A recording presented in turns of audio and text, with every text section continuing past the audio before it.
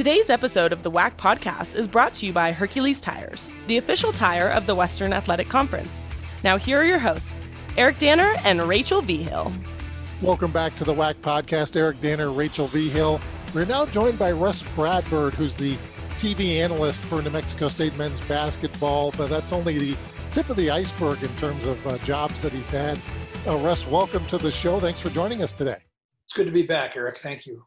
Rus, first off, we want to offer our condolences to you as Lou Henson passed away this past week at the age of 88. I know you had a long relationship with him, was his assistant coach.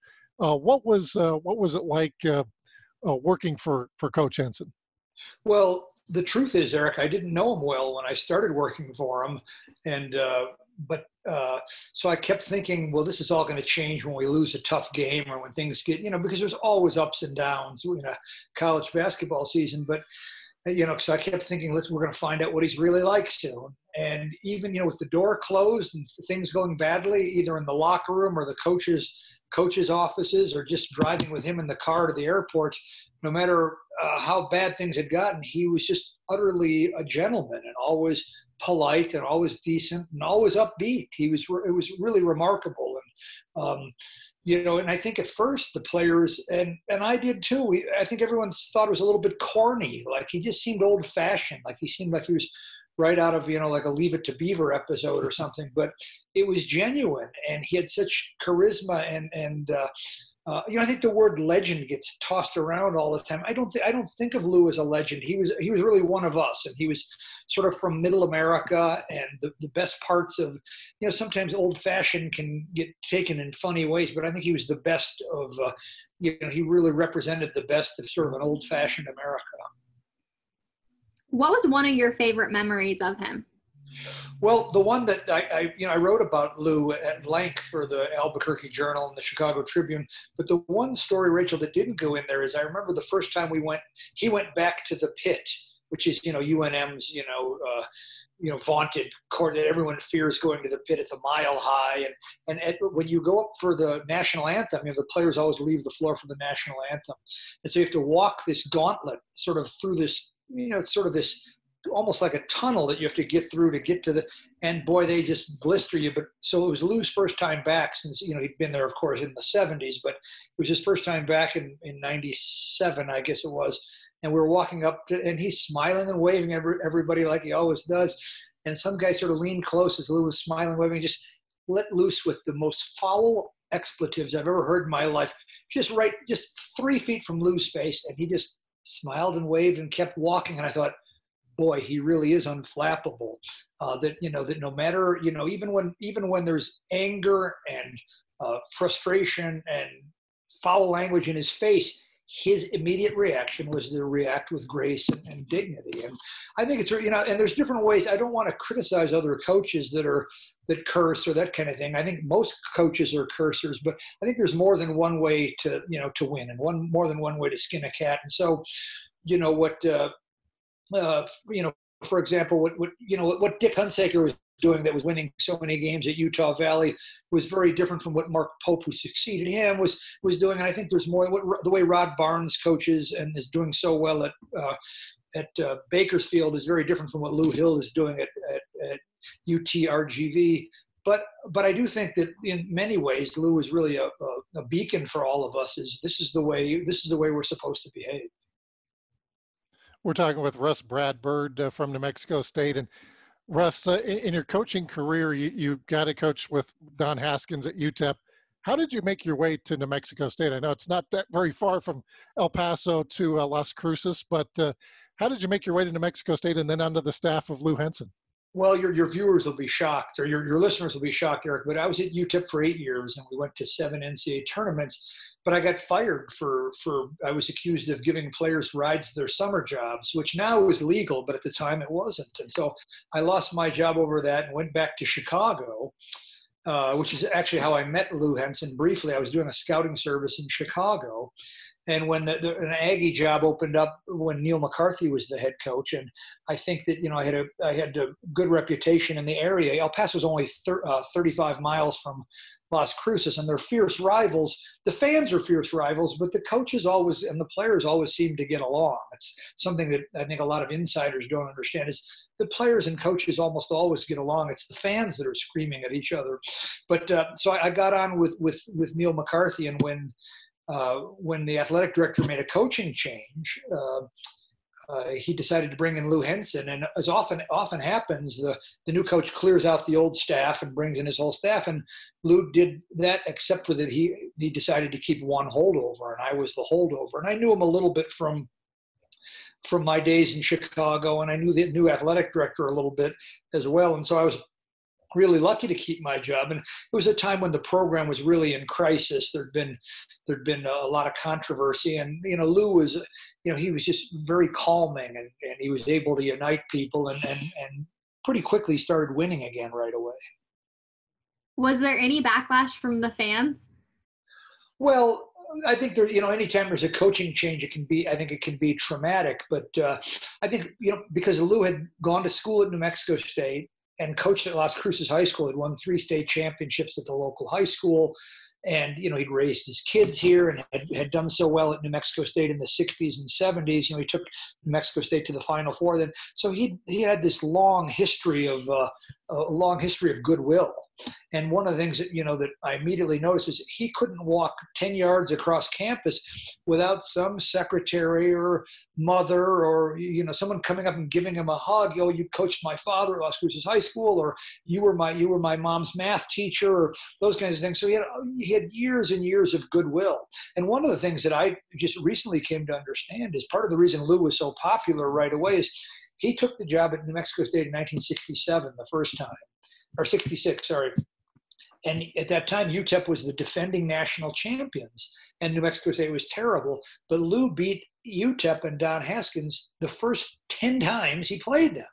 And so that really established Lou, I think, within the state, as he immediately got New Mexico State respect, and it really gave him this aura in Las Cruces that he was able to not just beat Texas Western, and then they became UTEP, not just to beat them, the defending national champions once, but beat them 10 times in a row. And 6 of those games were with Nate Archibald. That Rachel, you're probably too young to remember. Eric, you're probably too young to remember. Nate Archibald, one of the greatest guards in UTEP history was in basketball history was 0-6 against Lou Henson. Yeah, Russ, we actually put together a list of Hall of Famers that played in the WAC, and Archibald did play in the WAC for a little bit in that crossover time. Texas Western, when they won the national championship, was not in the WAC, but by the time he was a senior, they were. And I think it was our first basketball Hall of Famer that actually played in the conference. So, yeah, I'm an old basketball junkie like you. So That's right. Now, speaking of being a basketball junkie, and we talked last time you were on the show about how you just love to tell stories, and that was really one of your passions, and you got kind of burnt out on coaching because it's so taxing, and you went into Coach Henson's office and told him you wanted to be a writer. And a lot of coaches, like you said, they might tell you to take a hike, but Coach Henson didn't do that to you. He was very supportive. And I also want to say, Eric, that when I say I was burned out, I know it's not like being a cop in Chicago or a factory worker in Peoria. I mean, it was in a lot of ways, it was a fun job, but there was never an off day. And I had started to get sort of selfish with my time. And I went in to tell Lou, this was in August. I'd been thinking about it for a while. And I was actually ready to retire before Lou came. And then Lou was so happy and upbeat and high energy. I was sort of ashamed. Like, I can't tell this guy that I'm tired and burned out. Look at him. At that time, he was in his late 60s and outworking all of us.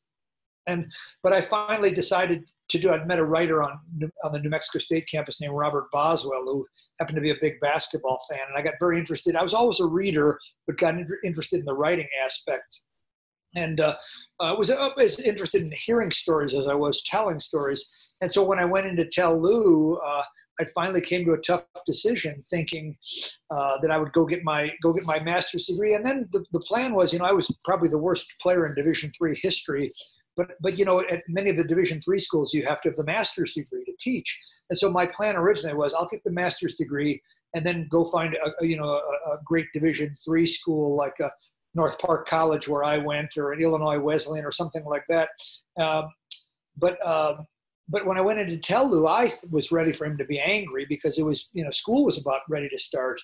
And he was, of course, I don't know what I was thinking of. I knew him for 3 years by then, but he was completely upbeat and positive about it and said, wait there for a minute, and went and told the athletic director. And he came back and said that the athletic department was going to pay for my tuition, which, wasn't the huge buyout that some coaches get, but it made things doable for me. That I was at least able to do. And I found out later that Lou's son, the late Lou Henson Jr., who died maybe I think in his late 30s or 40s, he died in a car crash in an ice storm. But Lou Henson Jr. had been sort of a closeted writer. He was a big reader, and he wrote poetry and wrote short stories. In fact, his daughter, Lacey Henson, was a student of ours at New Mexico State in the writing program. And so Lou was pretty sympathetic about it. He was, Lou was more so than many coaches. He was very in tune with what else is going on campus, and I think he saw himself as just a part of campus and didn't see himself as the center of campus. I think not so much in the WAC probably, but a lot of the power conferences. But I think the coaches might sort of overinflate their own self-importance. But I think Lou always sort of saw himself as just he was one of many people working on campus. I read your story on the Chicago Tribune about Coach Henson picking up trash, and I would love for you to share that with our listeners here, just because I think that whole story just like blew my mind. To hear that a coach picked up trash after a game, I think is amazing. Rachel, it was weird. It was our first home game, and the arena. We went into the locker room and talked to the team, and then we were walking out afterwards just to go through the concourse to get to and he kept stopping and bending over and picking up trash. And I thought maybe he was just going to do it with the one, or that maybe it had been something like, maybe he wanted a souvenir program. I've done that where I grab a souvenir program for, somebody or one of the players, mothers, if they're featured. But he kept bending over, and I said, Coach, we've got, there's, the custodians, they're paid to do that. In fact, there's an army of students that they hire for 2 or 3 hours a night to clean up, and they're all waiting till the arena empties out before they rush through with their brooms. And he said, now Russ, our janitors have enough to worry about without picking up trash from our fans. And I just thought, wow, that's very different. And I do think he had a humility, and I think now I know, I didn't know it at the time, but Lou was very religious, and he was a regular churchgoer. I'm not a religious person, but you would have never known Lou was religious except for to watch him in life. He didn't hit you on the head with it. He didn't brag about it or condemn. In fact, even with the cursing, he never did say to anybody, I don't want to hear any more cursing in here. It was just that he'd give you a look. The look was enough, and pretty soon everybody adapted to it. Now, last time we had you on, Russ, you talked about Sean Harrington and your relationship with him, former New Mexico State player who was shot trying to protect his daughter while shielding her, and he unfortunately is paralyzed, has a lot of medical issues and those kind of things in terms of bills. And you've had a number of people kind of step up, celebrities, what have you, and Coach Henson, one of those people that stepped up and helped you with Sean Harrington.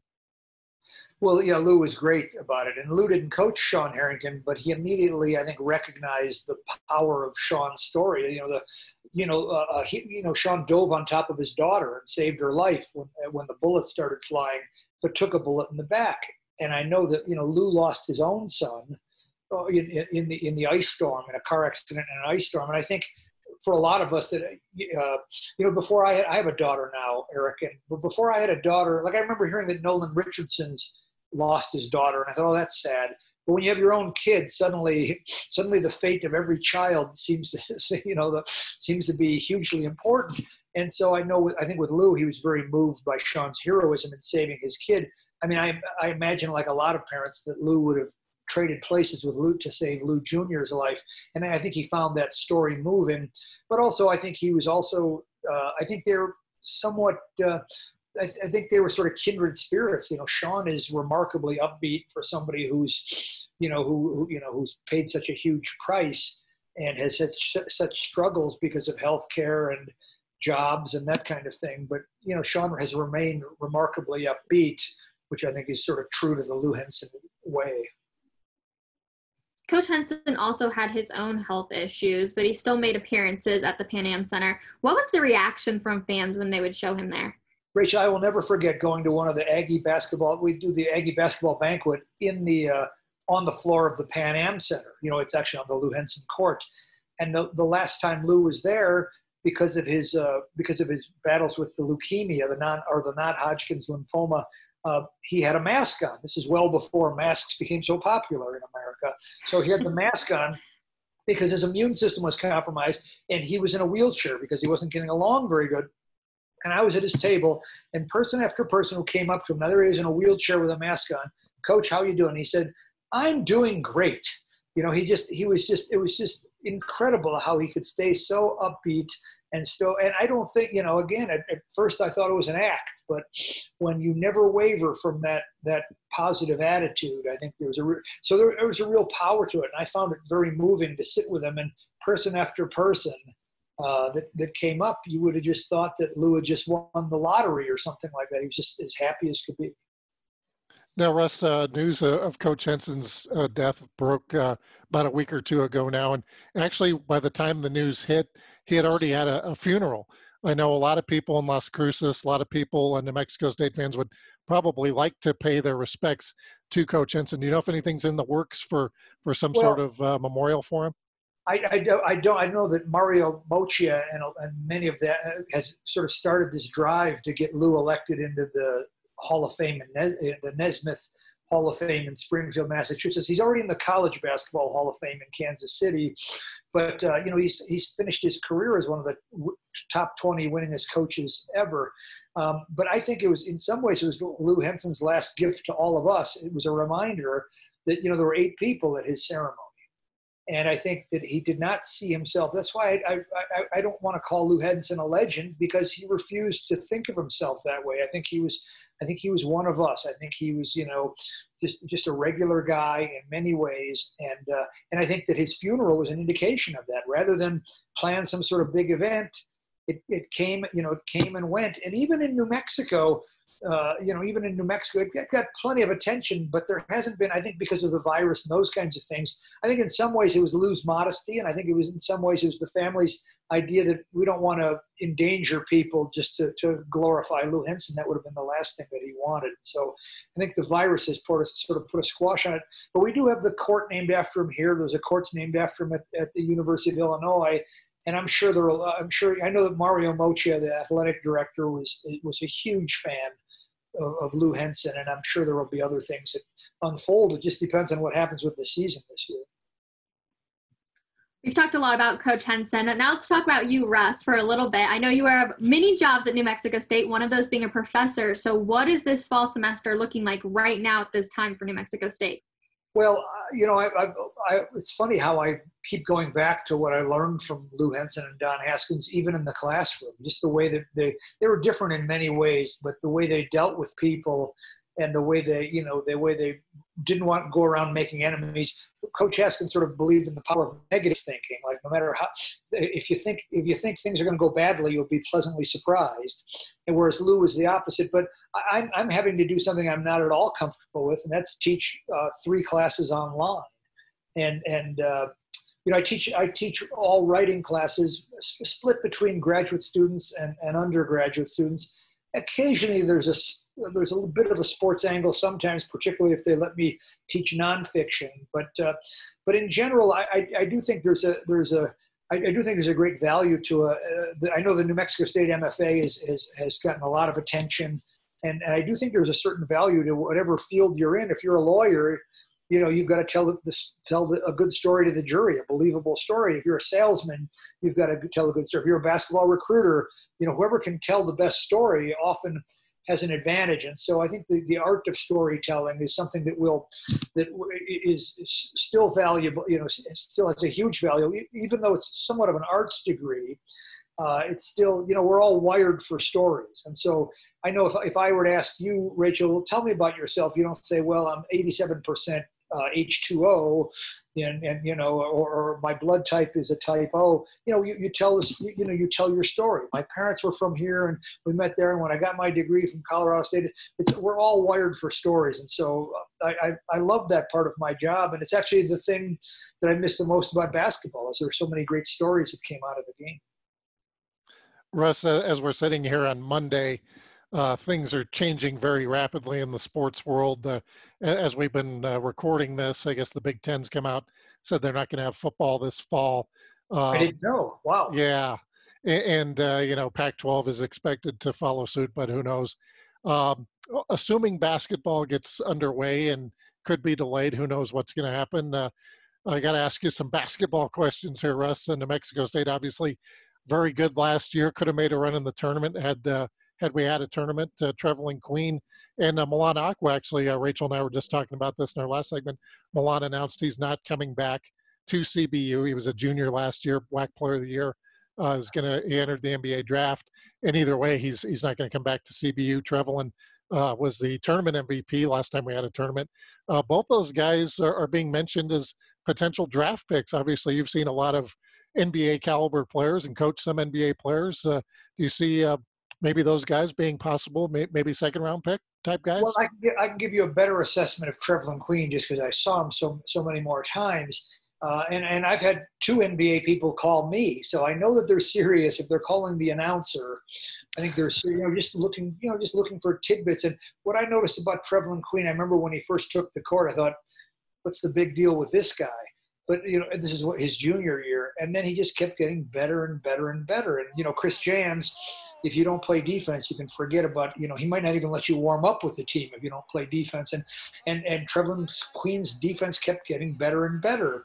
And he had a great sense of anticipation on defense. He'd come up with a lot of steals and block shots. And he's just a very, very talented guy. And the thing I noticed about him is the rapid improvement. And then you know, about a year ago, or maybe a little less than a year ago, he hurts the knee. Boy, my heart sunk. I thought this poor guy's made such radical improvement. Then when he came back out there, I thought, he's out there too soon. Look, he's not playing with confidence. He's dragging the leg around. But sure enough, the same thing. He kept getting better and better. And here's what I told the NBA people, Eric, is, you know, after the game is over, I don't want to fight traffic. I usually just put my feet up and sit and talk to Adam Young, our great, maybe the best young play-by-play guy in America. And so it happened to us a half dozen times where we're sitting there looking at the stats and saying, well, wasn't that great? Just waiting for the parking lot to clear out, because the parking lot, you know, when you have a huge crowd, can be a mess. And waiting for the parking lot to clear out. And here comes Trevelyan Queen with a manager after the game that he played in. Sometimes played well, sometimes didn't play well. And he'd sit there and work on his shooting for who knows how long. I mean, it would go on for a half hour, and then I'd take off and he was still out there shooting. And I think, he's really, really dedicated. He has shown great dedication to improvement. And the WAC players that I coached that did well in the NBA, Tim Hardaway and Antonio Davis, neither of them were done improving even at age, even into their 20s and early 30s. And so I think that's a good sign. I think a lot of players think I'm done improving when I'm 22. And I think Trevelyan Queen has bought into the idea that he can keep getting better. Now, Russ, I know you may not be able to tell us exactly what teams called you, but could you give us a little tip and maybe a little hint at who called you? Oh well, I don't think there's anything wrong with saying, although I think they're all paranoid of being sort of outed as showing too much interest. But it was the Miami Heat and the Memphis Grizzlies. So I happen to know a scout with the Miami Heat he's actually Dwayne Wade's high school coach. So I've known him for many, many years. And then Chris Wallace from the Memphis Grizzlies, that had been the general manager of the Grizzlies and also of the Boston Celtics. Now, my guess is if those two are calling me, that there's dozens of teams calling, because I don't know as much about Trevelyan Queen as Chris Jans does, or James Miller, or Corey Becker, or any of the David Anwar, or Casey Owens, has been in the NBA for a few years and in the G League, so they know a lot. And I tell both of them, you need to call those guys because they know a lot more. But I think they were hoping for that kind of story, like not so much an assessment of his three-point shooting, but that kind of story about him coming down to the court after the game was over and everybody's gone, and bringing a manager down and working on his shot. Well, Russ, thanks for sharing that with us. Rachel, she can't help it. She's an investigative reporter. She's got to get to the bottom of things. I am myself. You've got to dig deep to find the real story. Well, Russ, want to thank you for taking some time out. Again, our condolences regarding the loss of Lou Henson, and hopefully we'll see you before too long. Maybe by the end of the year, hopefully we'll be playing basketball again.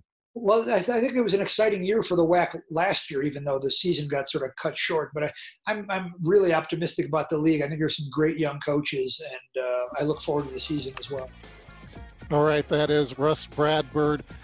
When we come back, we're going to talk with Marlon Edge, Associate Commissioner of the Western Athletic Conference. You're listening to the WAC Podcast. Thanks for listening to the WAC Podcast. Make sure to follow us on Facebook, Instagram, Twitter, and YouTube. And check out our website at wacsports.com.